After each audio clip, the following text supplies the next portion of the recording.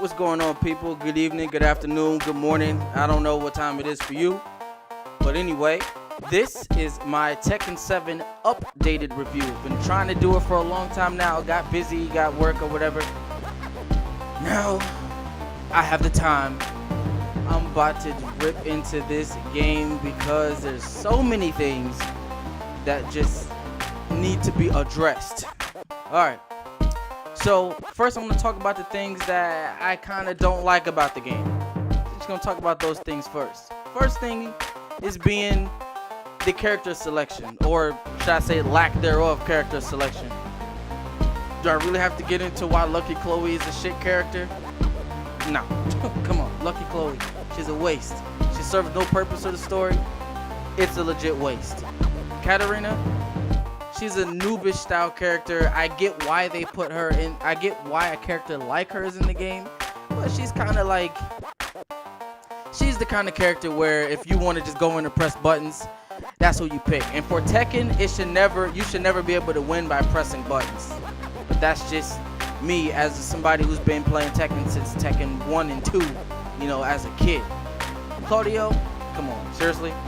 I know this is like some anime shit, but Claudio is an anime, like hardcore anime Guilty Gear almost ass character. Not even Guilty Gear, like King of Fighters ass character. Like, so I don't think he makes much sense in the Tekken game anyway, just because he's a bad character design. Now, aside from story, he's just a really poor character design. His moves are weird. He's very obscure. You know, it's kind of goofy. Josie, y'all know how I feel about Josie. Shit, I'd rather have Bruce. Josie, her moves are very simple. They're very, very simple. She doesn't have a lot of unique mix-ups. She's very straightforward. So she is good based on how good the player is. Same thing with the Kazumi. Now, Kazumi, I don't really have issues with Kazumi. I mean, I mean, a lot of people play her, so I'm like, whatever. But I don't really think Kazumi is as bad as these other characters. Like, Gigas might as well just be Marduk. I don't really have a problem with Gigas.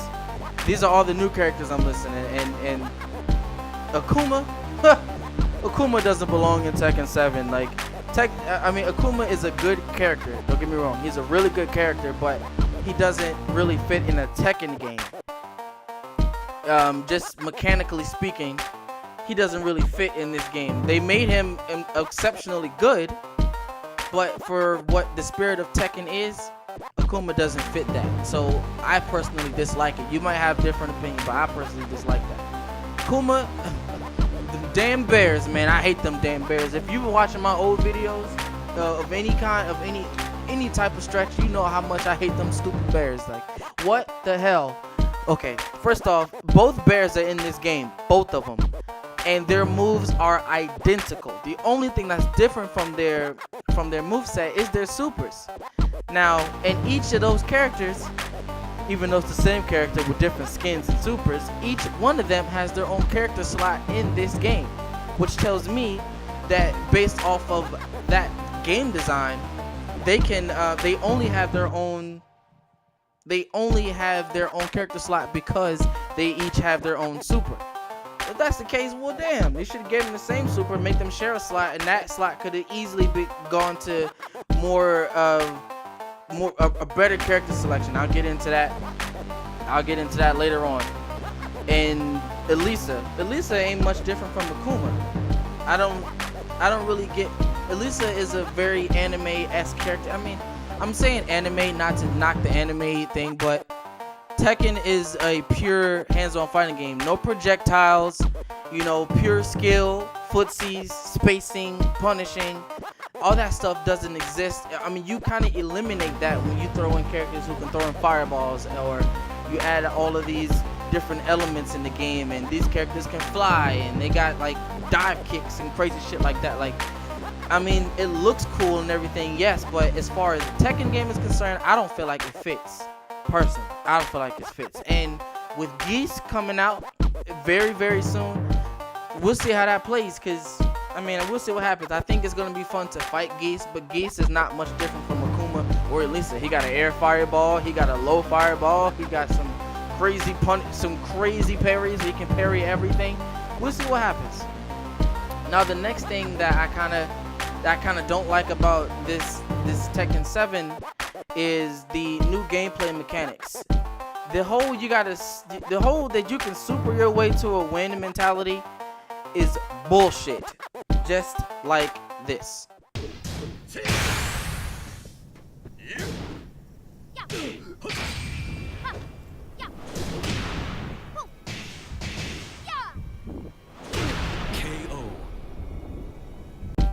As you can imagine, that is frustrating as hell when you outplay somebody, you outpoke them, you get a full-on comeback, you're beating them, you're both down to like a slither of health, and you know you're about to win, and then you forget that their supers are in this game, and then they spam the super button. And some characters, like Law, you only press the punch buttons and you get his super. And Paul, I think, is the only character where you get an actual combo launcher off of it. You know, it's very inconsistent in the way that mechanic is introduced. I feel like that feature in Tekken takes you out of Tekken. It doesn't capture the spirit of Tekken, you know. That's just me, classic Tekken. And I sound like a hardcore fan because I am a hardcore fan. Like I said, I've been playing this game since Tekken 2, Tekken 1. And you had to outplay the person to win, and if you came back, it's because you switch your game up. You know, you adjust mid-match. That's how you play the game of Tekken. Not let me just spam the super because I'm about to die. I mean, that's Street Fighter stuff, man. Come on. And the Rage Drive. I mean, the Rage Drive is a better mechanic, but it still holds the same properties. Like, everybody has one, but you can kind of just do it at the spur of the moment when you're about to lose. It's kind of like a panic. It's kind of a panic move, a fail-safe. Not really feeling that so much. And while I'm going on that, the whole armored moves in Tekken. I said this before the game came out. Y'all should go back and watch that video. Before the game came out, I was like, what the hell are armored moves doing in Tekken? That defeats the purpose of people being able to be punished, even though some of those moves are punishable. But it defeats the purpose of them picking and choosing when they can or can't do certain moves, because hell, the move got armor. I'm just gonna spam this shit. You know, why do I have to wait and do it when I can just do it over and over and over? And there's not much risk in doing it if they know they're gonna eat through damage, you know. So, and the game is, and the last thing that is kind of doesn't sit right with me is Tekken 7 is very easily accessible for newcomers. I understand that you want to have more people in the community, in the fighting game community as a whole, not just knocking on them because, you know, it's not what I want it to be. But if you're going to make a game like that, at least I feel like they should have made it execution was bad. The execution was bad in that sense. But the game is very easy mode. Anybody can just get in and play Tekken. You might not be incredibly good, but you can pick it up. You can pick the game up and learn how to play fairly quickly. Now, that's all of the things that I didn't like, so to speak, or that just I didn't like. So the things that I do like about the game, the graphics are cool, the stage designs are nice, the customizable soundtrack for the PS4 version, where you can go in and add any other, you can basically customize the soundtrack from any other Tekken game into this game and pick it whatever stage you want to go to. That is a really cool feature. And Tekken Bowl is cool. There's not much to critique about it. It's just like classic Tekken Bowl with better graphics. I mean, the online runs consistently inconsistent. Oxymoronic to say, even before and after the patch. So the online is cool. I mean, the loading screen is long as hell, even though they patched it, it's still the same. To me, it's not long. And the story mode for a Tekken game is okay. I mean, I don't go inside of Tekken looking for an awesome story. You can't. You just can't. Tekken is too campy and too cheesy for that. Now, that's a very short list of the things that I like about this game, because most of the core mechanics I dislike. But there's still hope on the horizon, because some ways that I feel like this game can improve moving forward. Maybe not in this game, but a next Tekken game coming out or whatever the case. We need better character selection. Shaheen is probably one of the better, cooler new characters.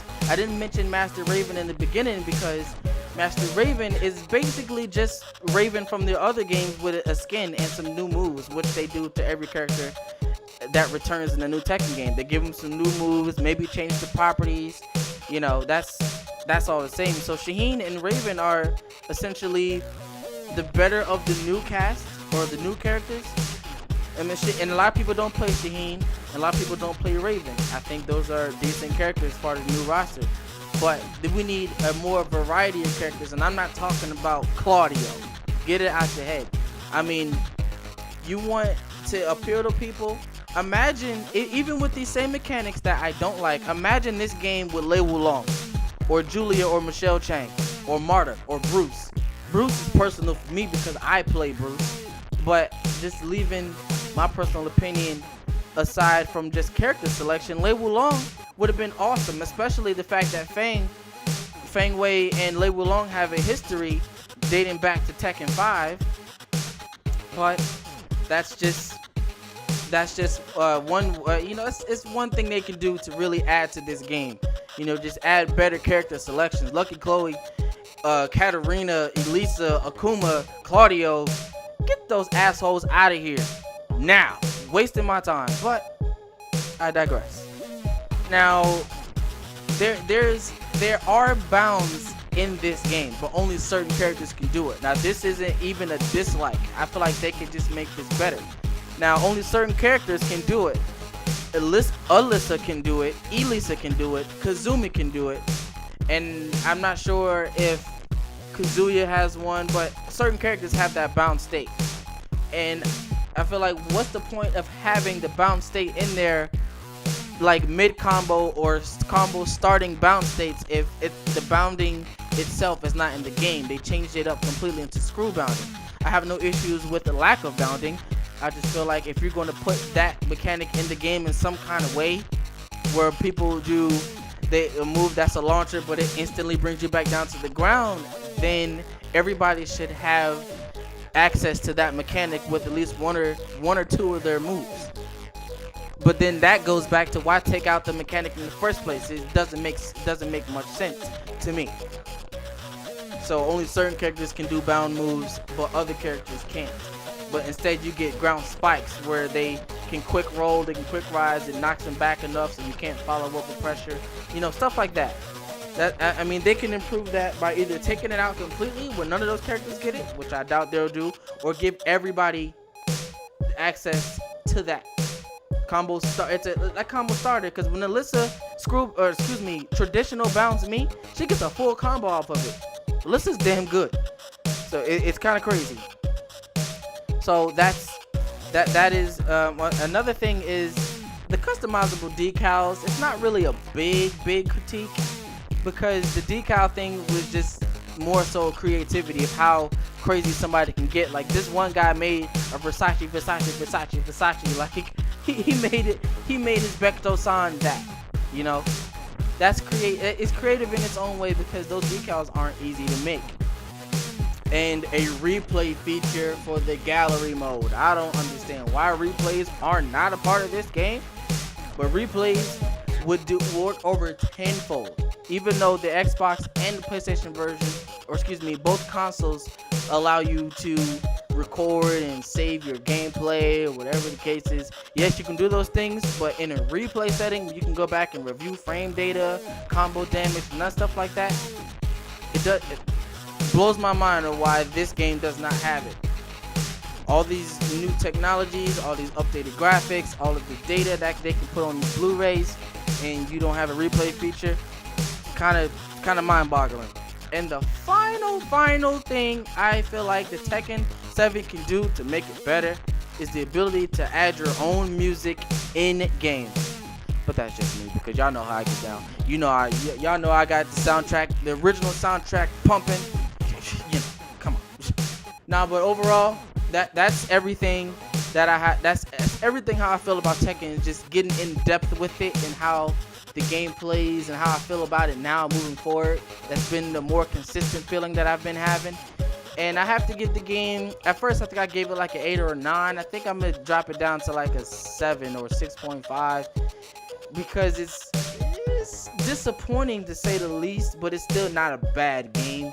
It's definitely not as good as it should be, but you know, it is what it is.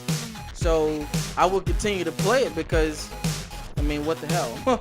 Why not? I'll wait till the next game come out or MK11 or something crazy, but it is what it is. So guys, get in the comments. Let's get into a discussion because I would love to know or not feel as bad and make sure I'm not the only person to feel like the character selection sucks. But hey, I digress. So until next time.